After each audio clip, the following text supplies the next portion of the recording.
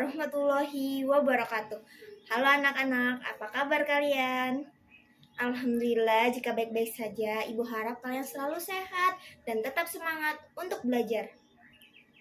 Ada yang tahu nggak nih, hari ini kita akan membahas tentang apa?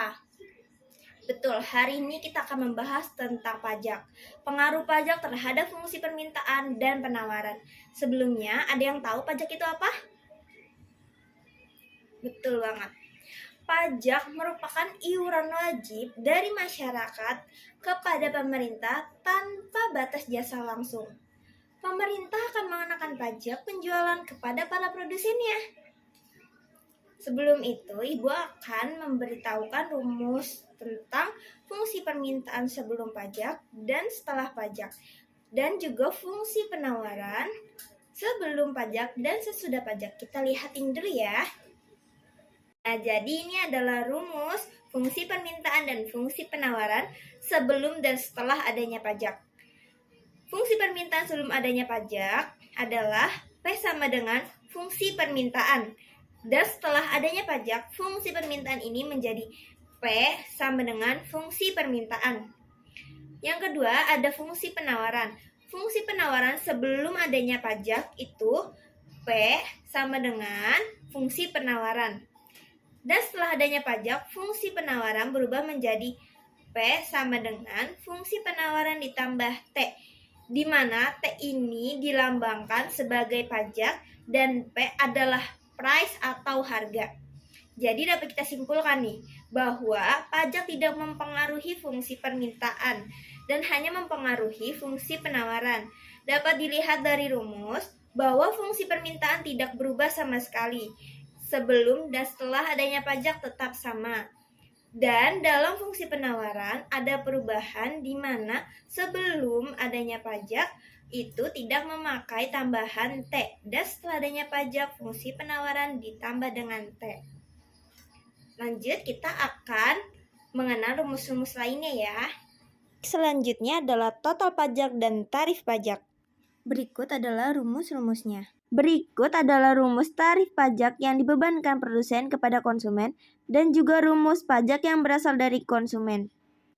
Selanjutnya ada rumus tarif pajak yang ditanggung oleh produsen dan juga total pajak yang berasal dari produsen. Berikutnya ada rumus tarif pajak yang dikenakan pemerintah kepada produsen dan juga ada total pajak yang diterima oleh pemerintah. Berikut adalah keterangan-keterangannya. Yuk sekarang kita sama-sama coba mengerjakan soal berikut. Sekarang kita akan mencoba mengerjakan latihan soal. Di soal tadi kita diketahui fungsi permintaannya adalah 15 dikurang P. Dan fungsi penawarannya adalah 2P dikurang 6. Kita akan coba mengerjakan yang A dulu ya, di mana kita harus mencari keseimbangan harga dan keseimbangan kuantitasnya yang ada di pasar. Yang A, kita taruh rumusnya dulu. Rumusnya adalah QD sama dengan QS. QD di sini berapa? 15 dikurang P. Tulis. Sama dengan 2P dikurang 6. Kita harus menyamakan variabel dengan konstantanya. Sini berarti min P dikurang 2P sama dengan minus 6. 15 dipindah jadi minus 15. Sama dengan min P dikurang 2P hasilnya min 3P. Di sini min 6 dikurang 15 adalah min 21. Selanjutnya P sama dengan minus 21 dibagi minus 3. Berarti P sama dengan 7. Setelah kita mengetahui P-nya atau price-nya, sekarang kita akan mencari kuantitinya. Kalian bisa mencari lewat fungsi permintaan atau fungsi penawaran ya. Saya akan mencoba dari fungsi penawaran. Berarti QS sama dengan 2P dikurang 6. 2 buka kurung P-nya berapa? 7 dikurang 6. 2 dikali 7 14 dikurang 6. Hasilnya berapa? 8. Jadi keseimbangannya adalah 8,7. Ingat yang ditulis dulu adalah Q, P. Kita akan lanjut ke soal selanjutnya ya, yang B. telah diketahui bahwa pemerintah telah memberikan pajak sebesar 3 per unit. Tadi pajak kita namakan dengan apa? Dengan T. Kita tulis dulu. Pajak T sama dengan 3 per unit. Tadi telah saya jelaskan bahwa pajak tidak mempengaruhi fungsi permintaan dan hanya mempengaruhi fungsi penawaran. Berarti di sini yang kita cari adalah fungsi penawarannya. Kita tulis dulu. QS sama dengan 2P min 6. Kita cari dulu, kita hitung jadi min 2P sama dengan min QS dikurang 6. Hasilnya P 0,5 QS ditambah 3. Setelah itu, kita masukkan ke dalam rumusnya. Tadi rumusnya apa? Fungsi penawaran setelah adanya pajak? P sama dengan F QS ditambah T. Kita masukin P sama dengan 0,5 QS ditambah 3. T-nya berapa? 3 juga, berarti ditambah 3. P sama dengan 0,5 QS ditambah 6. Setelah seperti ini, kita balik menjadi fungsi penawaran seperti ini. Yang artinya jika dibalik menjadi QS sama dengan 2P dikurang 12. Ini adalah fungsi penawaran terbaru setelah adanya pajak. Setelah tadi kita mendapatkan fungsi penawarannya, setelah adanya pajak, kita disuruh mencari keseimbangan harga dan keseimbangan kuantitasnya yang berada di pasar setelah adanya pajak. Kita masukin lagi rumusnya. Tadi rumusnya apa? QD sama dengan QS. QD-nya karena tadi pajak itu tidak mempengaruhi fungsi permintaan. Fungsi permintaannya tetap ada di awal ya. 15 dikurang P sama dengan fungsi penawarannya telah berubah menjadi 2P dikurang 12. Kita ubah P min 2P sama dengan min 12 dikurang 15. Min 3P sama dengan minus 27. P sama dengan minus 27 per min 3. Artinya P sama dengan 9. Setelah kita menemukan price atau harganya, kita akan mencari kuantitinya. QS sama dengan 2P min 12. Kita masukin P-nya ya. P-nya berapa? 9.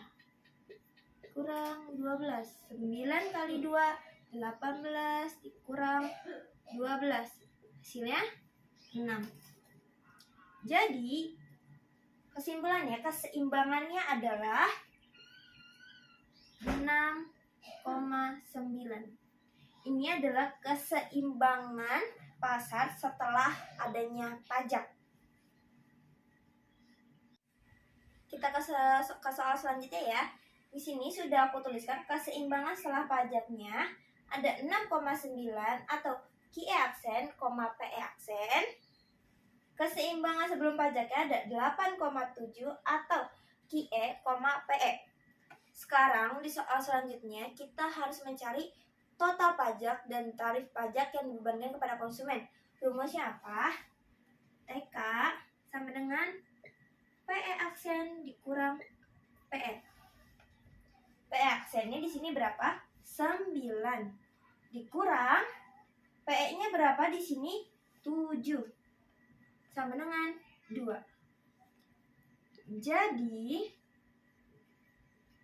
tarif pajak yang dibebankan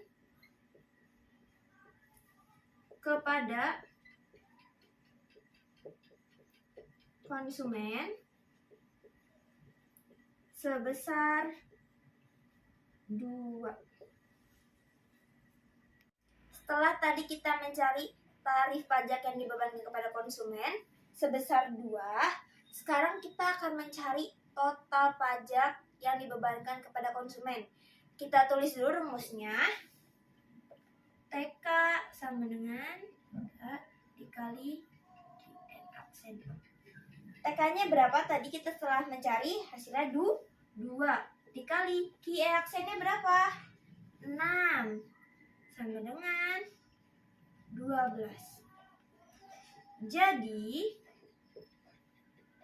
total pajak yang dibebankan kepada konsumen sebesar berapa?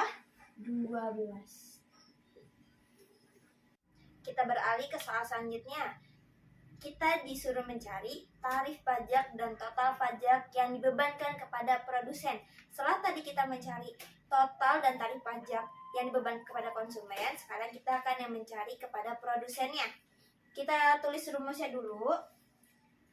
TP sama dengan T dikurangi TK. Tadi pajaknya kita telah beban kepada pemerintah sebesar 3. Dikurang TK-nya tadi kita telah ketahui berapa? 2. Berarti 3 dikurangi 2 sama dengan 1. Jadi tarif pajak yang ditanggung oleh produsen